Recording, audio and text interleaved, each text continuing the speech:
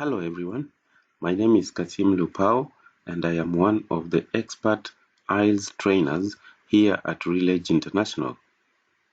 Welcome to our video lesson today where we are going to look at how we can write a Band 9 essay on opinion questions. In our lesson today, we are going to look at a sample opinion question.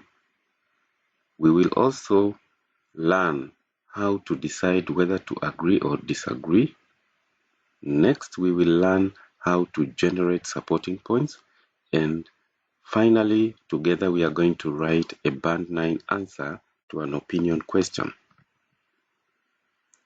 Here is our sample opinion question. The first instruction is, you are supposed to spend 40 minutes on this task. And the task is, universities should accept equal numbers of male and female students in every subject. To what extent do you agree or disagree? The next instruction is, write an essay of at least 250 words. Now, how to decide whether you agree or disagree? Number one, here you need to either completely agree or completely disagree. There should be no in-betweens. So here, you pick the side that you can generate the most supporting points. So if you think you can write more about agreeing, then you go with that. If you think you have more points on completely disagreeing, then you go with that. So note that your opinion does not affect your overall band score. So long as you're able to support your arguments, then you are going to be marked fairly. How to generate supporting points? So we've looked at our question, which is universities should accept equal number of male and female students in every subject. To what extent do you agree or disagree? And now we need to generate supporting points for this. And we have said that you either completely agree or completely disagree. So for you to generate supporting points, you need to come up with a list. So for instance, if you agree, then in this case, you are arguing that equal number of male and female students in every subject is good. So you are agreeing with the opinion of that question.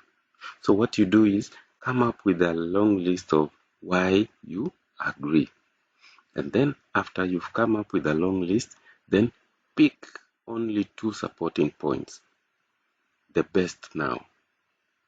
So if you agree with this opinion, then you are saying that, number one, equal number of male and female students in every subject is good because, number one, it will entrench the culture of gender equity, and number two, it will promote affirmative action.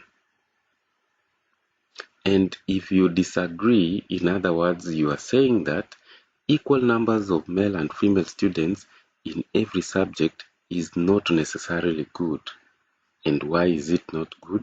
Because number one, it increases inequality in communities, and number two, such a system fails to reward meritocracy. So of course you must have come up with several points, and then out of that list you pick these 2. So in our case, we are going to disagree with the opinion in the question. And just to remind ourselves on the structure, on the essay structure. So the introduction paragraph, we said it should have 2 sentences. And in these 2 sentences, you need to paraphrase the statement in the question and say whether you agree or disagree. Body paragraph 1. This must have 5 sentences. And here, the 5 sentences you give, you explain or you discuss the first reason why you agree or disagree. And in our case, we are disagreeing, so we are going to look at or discuss the first reason why we disagree with the question or the opinion in the question. Body paragraph 2 should also have 5 sentences, and here we discuss the second reason why we disagree with the supporting point.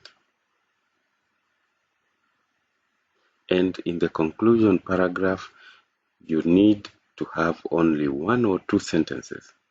And here you begin with the linking words, then restate your opinion, and finally restate your 2 supporting points. This is a sample Band 9 response to our question. Introduction paragraph. A section of people has argued that institutions of higher learning need to enroll the same number of men and women in all of their courses. I completely disapprove this idea because implementation of such a policy will culminate in inequality and failure to reward meritocracy. Body paragraph 1. First and foremost, enrollment of similar numbers of boys and girls in colleges will result in disenfranchising the female gender. This is because majority of the students pursuing courses in institutions of higher learning currently are males. Therefore, there will be no single time when the number of female professionals will be at par with that of men.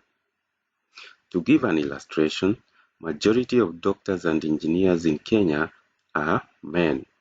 Thus, registration of the same number of male and female students in campuses will result in marginalization of the girl child.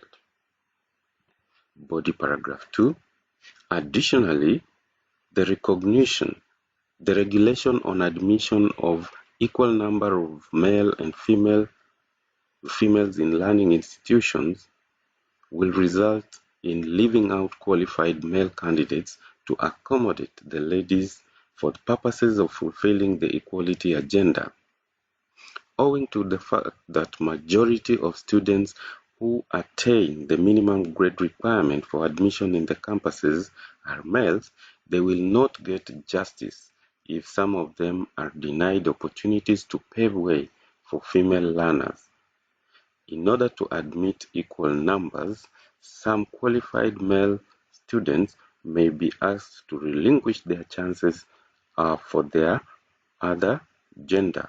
For example, in the spirit of implementing the affirmative action, the University of Nairobi in Kenya is now recruiting the same number of students in all of their learning programs.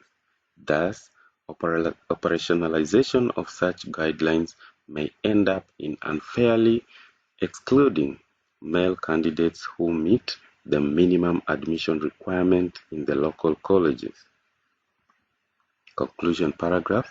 To sum up, I fully reject the idea of admitting equal number of our sons and daughters in the universities because it not only promotes discrimination but also results in injustices in our communities. Thank you.